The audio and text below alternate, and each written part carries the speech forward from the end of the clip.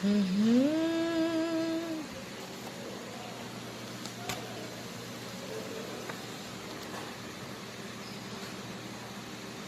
Mga ka-sunshine, bukas to marami na namang dami pang nag-aantay na trabaho.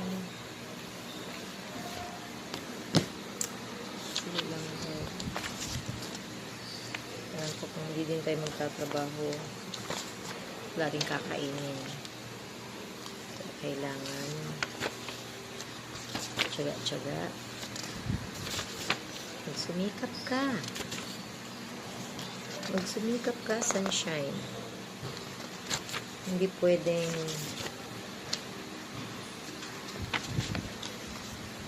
pag-antay sa dahil hindi ito